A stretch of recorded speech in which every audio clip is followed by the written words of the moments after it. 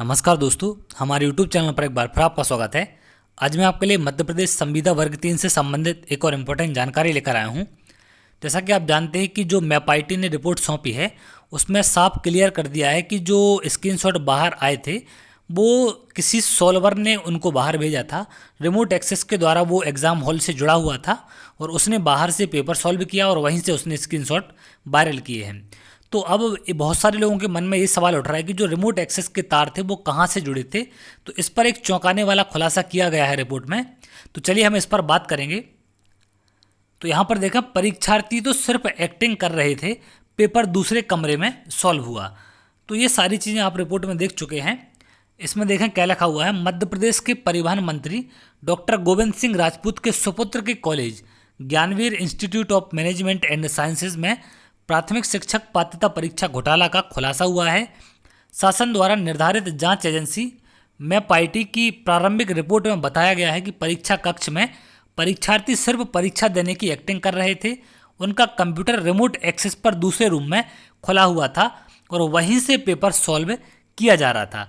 तो इसके जो तार हैं वो कहाँ से जुड़े हुए थे, मेन मुद्दा ये है इसमें। तो यहाँ पर ये रोल नंबर भी बताया गया कि कौन से रोल नंबर वाला ये रिमोट एक्सेस के द्वारा जिसके स्क्रीनशॉट बाहर आए थे, सिर्फ अभी उसकी जांच हुई है, सभी पेपरों की जांच नहीं हुई है यहाँ पर। तो ये जो बताया गया है कि पर्चे का स्क्रीनशॉट वायरल हुआ था, सबसे बड़ा सवाल यह था कि परीक्षा कक्ष के अंदर से एक स्क्रीनशॉट बाहर कैसे निकला। मैपाइटी की रिपोर्ट में बताया गया है कि स्क्रीनशॉट परीक्षा हब से बाहर नहीं निकला बल्कि उसके पास बने दूसरे क्लोन एग्ज़ाम हॉल से बाहर निकला है। तो ये बात भी उन्होंने साफ क्लियर की है। अब यहाँ पर एक चीज़ देखें जो चौंकाने वाली है। सेंट्रल सर्वर से इंटरनल लैन के माध्यम से एक अन्य कंप्यूटर जुड़ा हुआ था। इसी कंप्यूटर पर परीक्षार्थी की कंप्यूटर का पूरा कंट्रोल था।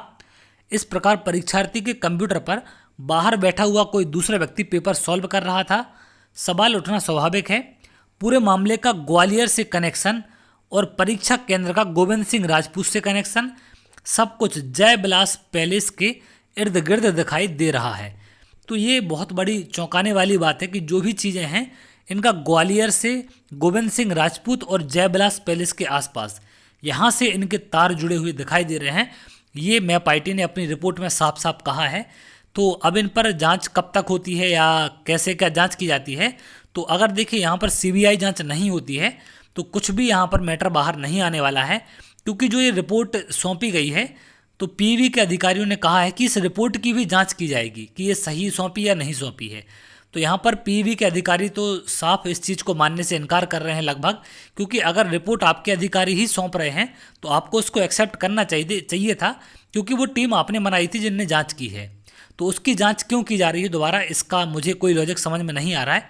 तो यहाँ पर कुल मिलाकर अगर देखा जाए तो जो पीवी के अधिकारी हैं वो कहीं ना कहीं इस मैटर को दबाने की कोशिश करते हुए नज़र आ रहे हैं। जैसा कि हमने स्टार्टिंग से उनकी बयानबाजी से भी देखा है, ये सारी चीज़ें हमें यहाँ पर समझ में आ रही हैं। और जो गवर्नमेंट है वो भी नहीं चाहती कि, क्योंकि इलेक्शन आने वाला है तो वो भी नहीं चाहती कि कुछ भी ऐसी चीज़ बाहर निकल कर आए जिससे इसका इलेक्शन पर कोई इफेक्ट हो। तो यहाँ पर हमें निष्पक्ष सीबीआई जांच की मांग करनी है और इसके लिए हमें कोई बड़ा कदम उठाना होगा, अदरवाइज़ ये सारी चीज़ें हमारे हाथ से निकल जाएंगी और जो गलत फर्जी तरीके से लोग हैं वो इसमें सिलेक्शन ले जाएंगे और मेहनत करने वाले बाहर हो जाएंगे। तो चलिए, और जो भी अपडेट आती है उस पर मैं आपको जानकारी ज़रूर दूंगा। तो अगर आपको वीडियो अच्छा लगा है तो वीडियो को लाइक कर लें और चैनल को सब्सक्राइब कर लें, जिससे आगे आने वाली जो भी इंपॉर्टेंट जानकारी है वो आपको मिल सके। तो चलिए, बहुत जल्द अगली वीडियो में मिलेंगे, तब तक के लिए बहुत बहुत धन्यवाद।